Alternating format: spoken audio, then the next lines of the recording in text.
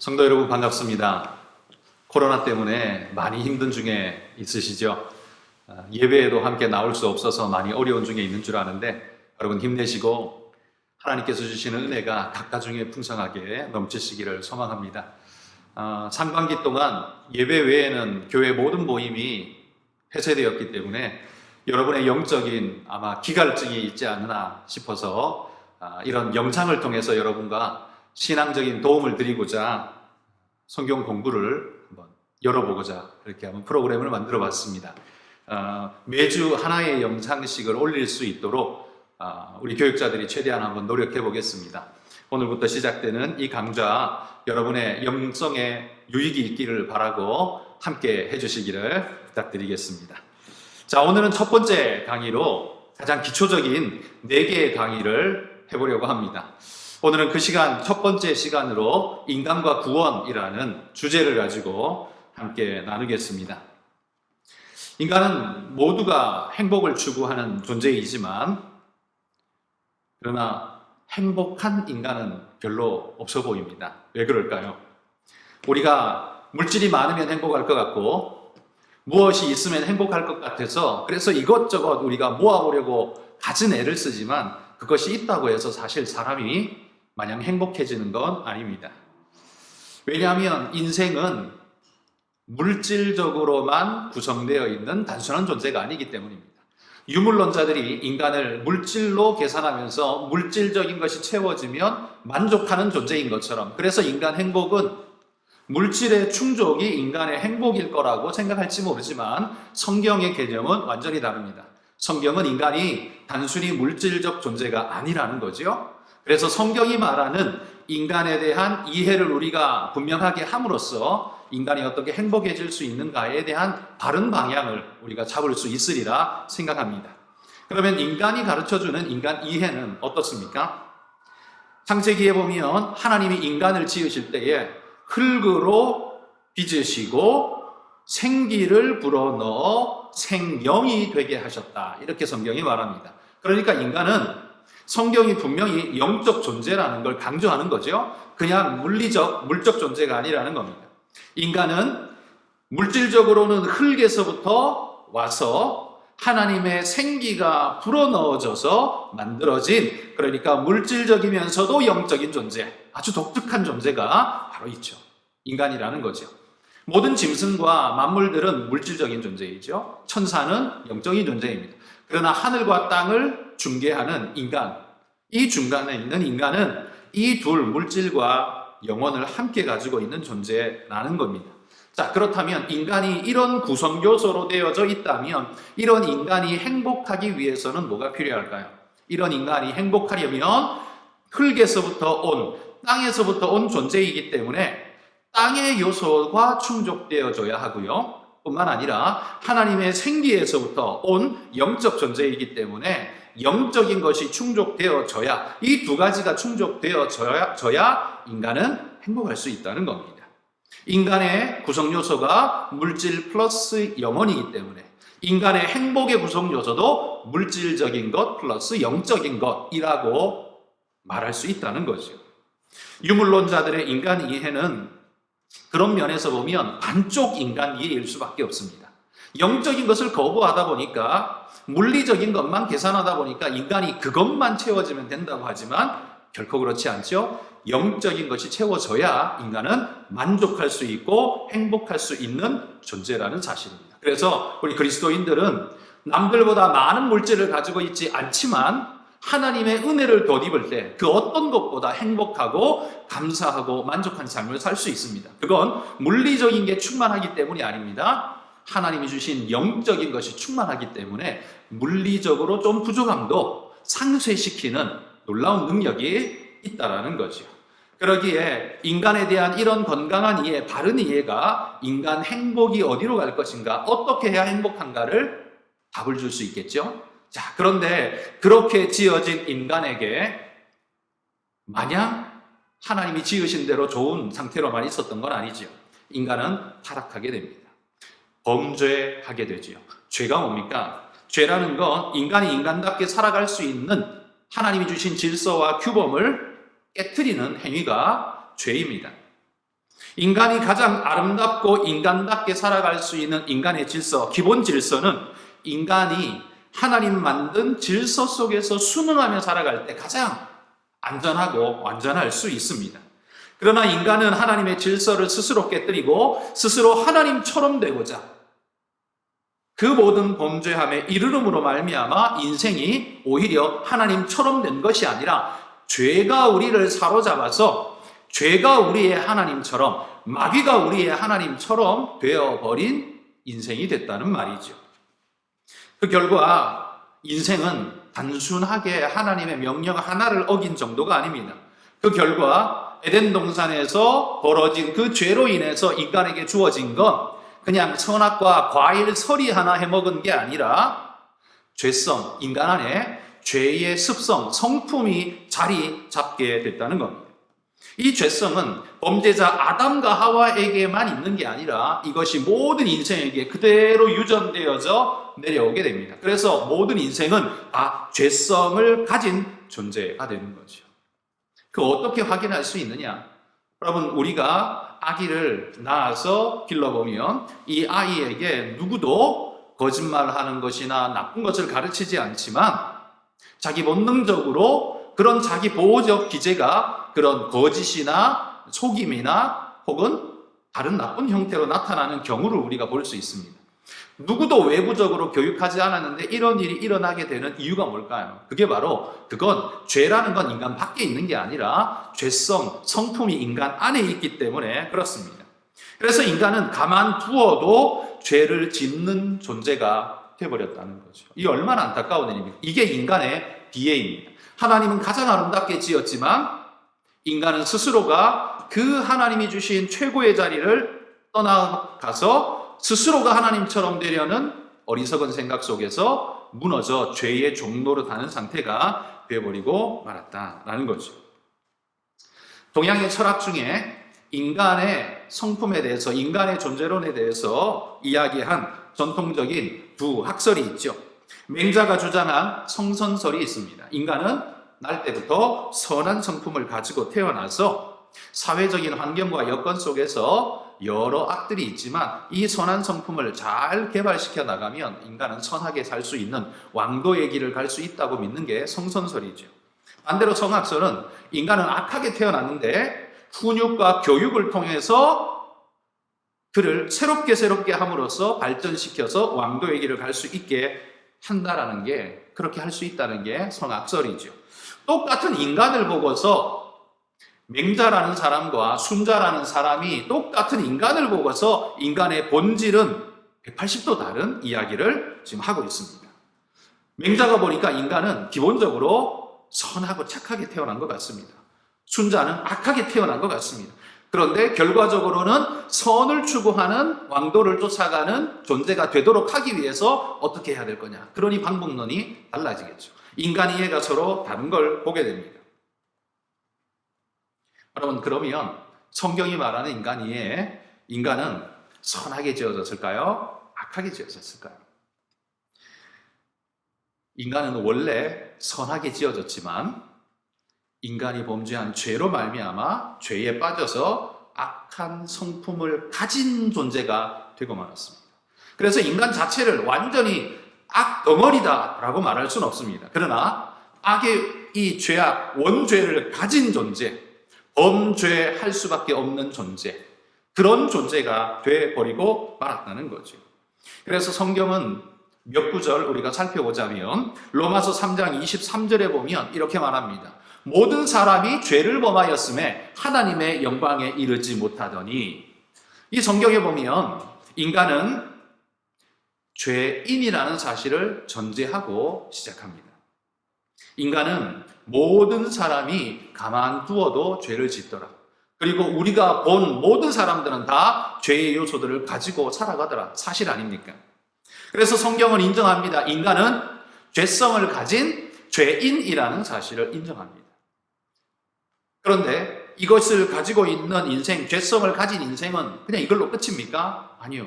그의 미래의 운명이 바뀌게 되었습니다. 로마서 6장 23절에 보면 죄의 삭은 사망이요. 모든 인생이 다 죄를 지었는데 그 죄의 삭은 사망이기 때문에 모든 사람이 죽을 수밖에 없게 된 것입니다. 자, 그러면 사람 죽으면 끝이지. 한번 살다가 죽으면 끝이지. 그게 바로 유물론적 인생의 생각 아닙니까? 그러나 성경은 인간에게 죽을 수 없는 영혼이 있지 않습니까? 그럼 그 영혼은 어떻게 됩니까? 히브리서 9장 27절의 말씀에 보면 한 번 죽는 것은 사람에게 정한 것이로되 그 후에는 반드시 뭐가 있느냐? 심판이 있다. 이렇게 성경이 말합니다. 자, 그러면 로마서 3장 23절, 6장 23절, 히브리서 9장 27절 세 말씀을 이어보면 이렇습니다. 모든 사람은 다 죄를 짓는 존재입니다. 그런데 그 죄의 삭은 사망입니다. 그래서 그 누구도 죽지 않는 존재가 없고 죽을 수밖에 없는 사망의 존재입니다. 그런데 육신이 죽는 걸로 끝나느냐? 그게 아닙니다. 육신의 죽음 이후에는 반드시 심판이 있으리니 하나님께서 그 모든 인생에 대한 심판을 하신다라고 성경이 분명히 말해주고 있죠. 자, 그렇다면 인간은 어떻습니까? 절망적이지 않습니까? 성경이 말해주는 인간론이 굉장히 절망적인 것 같습니다. 괜찮게 만든 것 같은데 죄에 빠져버렸습니다. 한 번의 실수, 한 번의 죄로 인해 죄에 빠졌습니다. 죄성이 나를 삼켜버렸습니다. 사망이 옵니다. 그리고 죽은 뒤에는 심판까지 옵니다. 그런 인생에 무슨 소망이 있습니까? 인생이 이렇게 절망적인 존재로 끝나지 않기 위해서 하나님께서 당신이 창조하신 인생에게 구원의 길을 열어주셨습니다. 창세기 3장에도 나오듯이 하나님이 가죽옷을 지어 입히시면서 인생의 구원을 위해 움직이시는 역사하시는 하나님 모습을 보여주죠. 여러분, 이 가죽옷을 만들어내기 위해서는 반드시 뭐가 필요합니까? 희생이 필요합니다. 동물이 죽어야만 합니다. 그의 가죽이 벗겨져야 합니다. 피가 쏟아져 나와야 합니다. 그 모든 생명의 끝을 봐야 합니다. 죽음을 대가로 인간이 하나님의 은혜와 위로를 받을 수 있는 그 모습이죠. 자, 이것이 인간이 그냥 환경 속에서 살아가기 위해서 하나님이 옷만 주신 단순한 사건이 아니라 하나님이 이런 인생, 죄에 빠진 인생의 구원을 위해 어떤 일을 할 것인가를 보여주는 첫 번째 구원의 계시 모습이라는 거죠. 그래서 하나님은 이런 일을 하실 거라는 겁니다. 짐승을 잡아서 죽이고 피를 쏟고 가죽을 벗겨서 그에게 입혀주듯 하나님께서는 인생을 구원하기 위해 생명의 죽음을 맛보시게 하신다는 거죠. 자, 이 구원의 가르침을 가르치기 위해서 하나님이 이스라엘의 율법, 모세의 율법 속에 이 가르침을 심어두셨습니다. 모세의 레위기서 4장 말씀에 보면 이렇게 말합니다. 한 사람이 있습니다. 이 사람이 살다가 하나님 앞에 범죄하면 그 범죄를 가지고서 하나님의 백성으로 하나님의 공동체 안에 살아갈 수가 없습니다. 왜? 하나님은 죄를 미워하시고 그 죄는 하나님과 함께 공생할 수 없기 때문입니다. 그러면 그 공동체에서 쫓겨나든지 죽을 수밖에 없는 거죠. 그런데 그가 하나님 안에서 살려면 어떻게 해야 됩니까? 죄를 씻어야 한다는 거죠. 그럼 죄를 어떻게 씻습니까? 성경의 율법에 이렇게 명시하고 있습니다. 내가 범죄했습니다. 그러면 범죄한 내가 죽을 수는 없으니까 그걸 대속하기 위해 하나님이 대속의 방법을 가르치시기 위해 자기 집에서 기르는 흠없는 어린 양, 쩔룩이거나 눈이 하나 없거나 이런 상태가 아니라 온전한 깨끗한 순전한 어린 양 하나를 데리고 와서 제사장 앞에 두고 이 죄인된 사람이 그 양머리 위에 손을 얹고 안수하여 기도합니다. 이건 뭐냐 하면 내가 하나님 이런 죄를 지었습니다. 내 죄를 이 양에게 전가시키오니 이 양의 희생을 통해 나를 구원해 주옵소서. 이런 과정이죠. 이렇게 안수하여 기도하고 난 다음에는 이 양을 목을 따서 피를 쏟아 피를 받고 죽이게 됩니다. 그리고 껍질을 벗기고 각을 떠서 제사장은 받은 이 피를 가지고 제단 밑에 사방에 쏟습니다. 이 피는 어디에서 왔습니까? 하나님이 주신 거죠. 피는 하나님이 주신 겁니다. 하나님께로 돌려보내죠. 그리고 그 육체는 어떻게 합니까? 어린 양의 육체는 제단 위에 올려놓고 불태워서 다 태워 없애버립니다. 아름다운 향기로 하나님 앞에 올라가죠. 자, 그러면 내가 범죄했는데 내 죄를 이 양에게 전가시켰습니다. 그리고 이 양이 그 죄를 짊어지고 죽었습니다. 그러면 죄가 있습니까? 없습니까? 이젠 죄가 사라지게 된 거죠. 왜?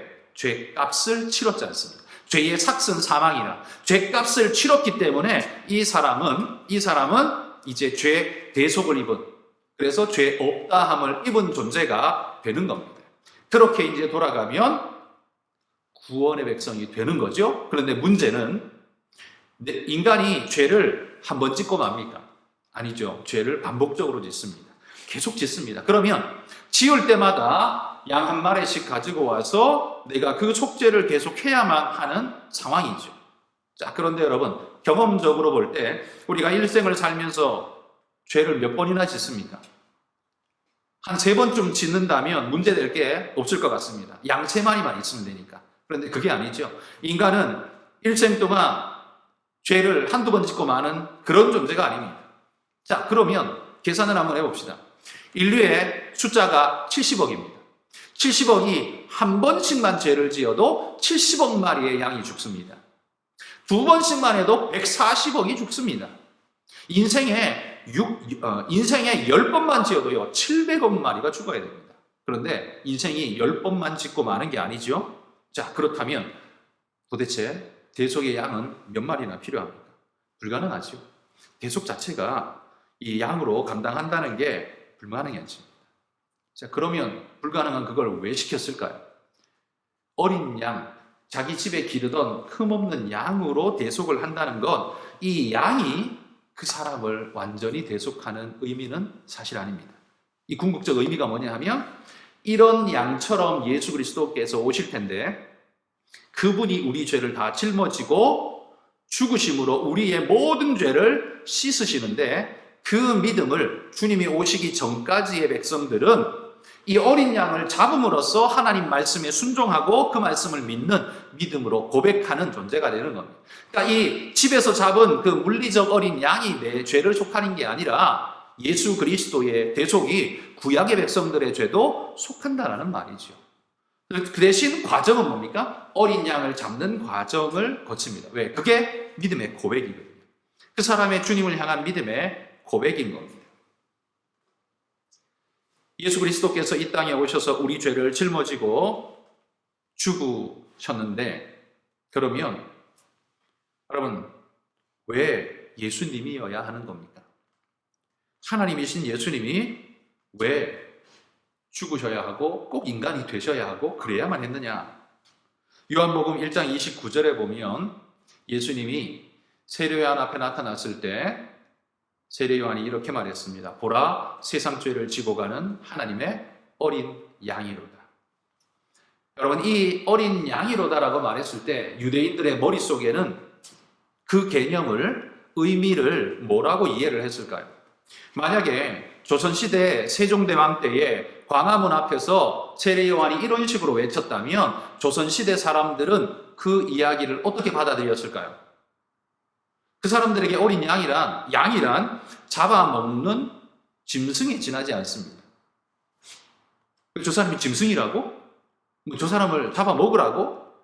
그런 이해 외에는 더 이상 생길 수 있는 게 없죠. 그러나 유대인들에게는 다릅니다. 유대인들에게는 주님이 오시기 2000년 동안, 율법은 1400년 전 모세 때 왔죠. 그러니까 적어도 명문화된 거는 1400년 전부터 어린 양이라는 것의 의미는 사실은 가축, 고기, 그 정도가 아니라 대속이라는 의미입니다. 그래서 세례요한이 그렇게 외쳤을 때 이스라엘의 모든 사람들은 예수님이 세상 죄를 지고 가는 하나님의 어린 양? 이게 무슨 말이지? 라고 묻는 사람이 아무도 없었습니다. 왜냐하면 그들은 1400년 동안 이미 오래된 학습으로 그게 뭘 의미하는지 너무 잘 알기 때문이죠. 물어볼 필요가 없는 거죠. 그분이 우리의 대속주로 오셨구나라는 사실을 다 알아들었다는 겁니다. 세례요한이 그렇게 선포한 것이죠. 근데 여러분, 왜 하나님이신 그분이 육신을 입고 굳이 인간이 되어야만 하는가? 여기에는 세 가지 이유가 있습니다. 첫 번째는요, 하나님은 영이시니, 영이신 하나님이 죽을 수 있습니까? 불가능하죠. 대속은 죽음이 따라야 하는데, 영이신 하나님은 죽으실 수 없기 때문에 하나님 그 자체로서는 대속이 불가능하겠죠. 죽을 수 있는 생명 가진 육체가 되어야 합니다. 그래서 영적인 상태인 하나님이 육신을 입고 이 땅에 오실 수밖에 없는 겁니다. 두 번째, 전 인류를 대속할 만한 가치는 양 몇 마리 잡는다고 될 수 있는 일이 사실 아닙니다. 사실 그 사람의 가치를 대신하려면 그 사람에 준하는 가치를 잡아야 될 거 아닙니까? 그런데 인간이라는 가치를 대신할 수 있는 존재는 뭐가 있습니까? 세상에 피조물 중에는 인간을 대신할 만한 가치의 존재는 없습니다. 그러니 인간이 범죄한 그 사실에 대해서 대속할 만한 가치의 존재는 없다는 거죠. 그게 인간의 모든 죄를 씻기에는 턱없이 부족한 존재일 뿐입니다. 그러면 한 사람의 죄에 대해서 한 양을 잡아야 했다면, 한 사람의 한 번의 죄를 위해서 한 양을 잡아야 했다면, 그러면 모든 인류의 죄를 위해서는 어떻게 해야 됩니까? 그 모든 인류보다 가치 있고 고귀한 그 누군가가 대신해야 하는 겁니다. 그런 존재는 사자도 호랑이도 코끼리도 아니고 하나님일 수밖에 없다는 거죠. 그러기에 하나님이 육신을 입고 이 땅에 오실 수밖에 없는 겁니다. 그리고 또 한 세 번째 이유가 있습니다. 세 번째는 그 사람의 죄를 대신할 대속물의 조건은 흠 없는 존재여야 했습니다. 그러니까 죄 없는 무죄한 존재여야 한다는 거죠. 그런데 피조물 중에, 인간 중에 무죄한 자가 있습니까? 없지 않습니까? 모든 사람이 죄를 범하였음에, 그러니까 모든 사람이 죄인인데 누가 누구를 대신할 수 있습니까? 예를 들면 한번 생각해 보십시오. 여기가 사형수 감옥입니다. 저도 사형언도를 받고 여기 들어와서 언제 죽을지 모르는 날 기다리고 있는 사람입니다. 그런데 내가 보니까 이 옆에 있는 사람들, 사형수들을 보니까 마음이 짠합니다. 너 어떡하다가 여기 왔냐? 어떡하다가 죽게 됐냐? 불쌍한 마음이 들어서 제가 이렇게 말합니다. 여기 한 10명 정도 죄수가 있는데, 여러분, 내가 여러분 대신해서 죽을 테니까 여러분은 다 나가십시오. 추록하십시오. 추록이 됩니까? 누가 보내줄 수 있습니까? 내가 그 사람들의 죄를 대신 질 수 있습니까? 불가능하죠. 왜냐하면 내가 사형수된 건 내 죄 때문인데 누구의 죄를 내가 뒤집어 쓰고 대신해서 죽어줄 수 있습니까? 불가능하다는 거죠. 그러기에 인간은 누구를 대신해서 죽을 수 있는 존재가 될 수 없는 겁니다. 무죄한 자만이 대신할 수 있는데, 그러면 존재 중에 무죄한 존재가 누굽니까? 이 세 가지의 조건을 다 구비할 수 있는 조건 누굽니까? 하나님이어야 하고, 무죄여야 하고, 그 대신 물리적 존재, 육체를 가진 존재, 죽을 수 있는 존재여야 한다. 그렇기 때문에 여러분, 하나님이신 예수님이 인간의 몸을 입고 이 땅에 육신으로 오실 수밖에 없었습니다. 그리고 오신 그분이 세례 요한 앞에 섰을 때 세례 요한은 보라, 세상 죄를 지고 가는 하나님의 어린 양이로다 라고 선포했던 거죠. 여러분, 뿌리 뽑힌 나무는 열매 맺을 수도 없고 살아갈 수 없습니다. 뿌리 뽑혀서 아스팔트 위에 누워있는 나무를 보고 사는 나무, 산나무라고 말하는 사람은 없을 겁니다. 뿌리 뽑힌 걸 보는 순간 우리는 저 나무는 죽은 나무다라고 말할 겁니다. 그런데 뿌리 뽑혀서 아스팔트 위에 덩그러니 놓여져 있지만, 그러나 뽑혔다고 해서 당장 나뭇잎이 다 떨어지고 열매가 다 시들어버리고 바짝 말라버리는 건 아니죠. 일정의 시간만큼 그 안에, 나무 안에 있는 에너지만큼, 그 에너지가 다 소모될 때까지는 이파리를 푸르게 가지고 있을 겁니다. 열매를 달고 있을 겁니다. 나무 모양처럼 그냥 푸르른 것처럼 살아있는 것처럼 느껴질 겁니다. 그렇지만 그 나무는 살아있는 나무가 아니죠. 이미 죽은 나무입니다. 근데 산 것처럼 보일 뿐입니다. 언제까지요? 나무 안에 있는 에너지원이 다 고갈될 그때까지. 그러니까 여러분, 인생이 큰 소리 치면서 자신은 살았다, 하나님 없다, 나는 자기는 뭐 영원할 것처럼 큰 소리 빵빵 치는 모든 인생들이 대단해 보이지만 결국 뭡니까? 뿌리 뽑힌 인생이라는 겁니다. 얼만큼 살아요? 기껏해야 7, 80년 사는 겁니다. 자기 안에 있는 에너지원 80년이 지나면 다 죽을 수밖에 없는 존재입니다. 우리가 뿌리 뽑힌 나무를 죽은 나무라고 이야기하듯이 죽을 수밖에 없는 80년, 7, 80년 지나면 죽어버리는 인생도 결국 죽음의 인생일 수밖에 없는 겁니다. 이 인생이 어떻게 해야 될까요? 이 뿌리 뽑힌 나무가 다시 살려면 어떻게 해야 됩니까? 원 토양인 땅에 다시 뿌리 박는 것 외에는 방법이 없습니다.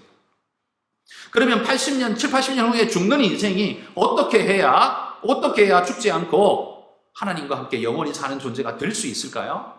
하나님께 다시 뿌리 박는 것입니다. 에덴 동산에서 하나님이 처음에 축복되게 창조해서 모든 것이 완벽한 조건으로 살 수 있는 존재가 되었던 아담과 하와 인생이 죄로 말미암아 그 자격이 박탈되어지고 죄의 삭슨 사망으로 가고 있었던 그 인생을 주님께서 대속의 은혜로 구원해 줌으로써 살 길을 여셨다는 거죠. 여러분, 인생이 하나님께 다시 뿌리 박히지 않고는 살 방법이 없습니다. 그래서 여러분, 우리 그리스도인들은 세상을 살면서 부자로 멋지게 살아간다고 해서 여러분 그걸 너무 부러워해서는 안 됩니다. 마치 좀 민망한 말입니다만 그 마치 뭐가 같으냐면 누워있는 시체에다가 귀걸이 달아주고 왕관 씌워주고 금 옷을 입혀주고 멋있습니까? 그러면 시체에다가 아무리 그렇게 해봐야 쓸모없는 일이고 그건 오히려 더 흉해져 보일 뿐입니다. 그 찬란하고 화려한 것들이 오히려 그 시체의 죽음을, 그 사람의 죽음을 더 극명하게 보여줄 뿐이라는 거죠. 그러니 여러분, 이 세상에 죽음을 앞두고 살아가고 있는 생명 없는 그들이 아무리 좋은 것, 화려한 것, 대단한 걸 가지고 있다 할지라도 사실 그건 우리의 부러움일 수가 없는 겁니다. 그걸 부러워하고 쫓아다닌다면, 그러면서 나는 내 생명을 내팽개치고 껍데기라도 가져야 되겠습니다라고 쫓아간다면 그것만큼 어리석은 일은 없는 것이죠.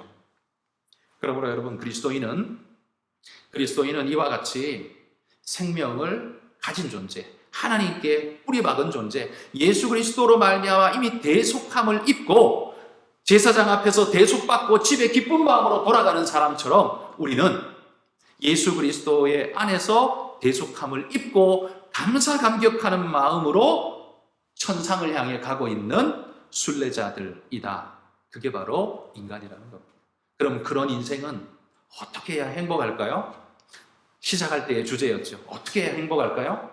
하나님이 주시는 물리적인 만나, 세상의 것들, 그것으로 하나님이 주시는 것에 감사하며, 그리고 하나님이 주시는 하나님의 입에서 나오는 모든 말씀을 아멘으로 받으며 마음의 감사와 감격과 기쁨으로 살아가게 된다면, 이 두 가지가 충족된 우리는 그 누구와도 비교할 수 없는 진정한 행복을 누리는 존재가 된다라는 사실입니다. 여러분, 저와 여러분이 바로 그런 존재인 줄 믿습니다.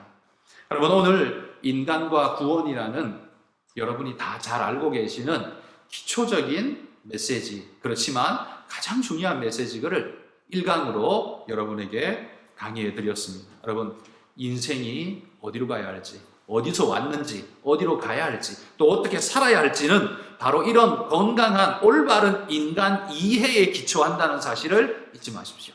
시체에게 금은보화를 발라놓은 걸 부러워하지 않을 수 있는 건 이런 이해를 가진 자만이 그게 가능합니다.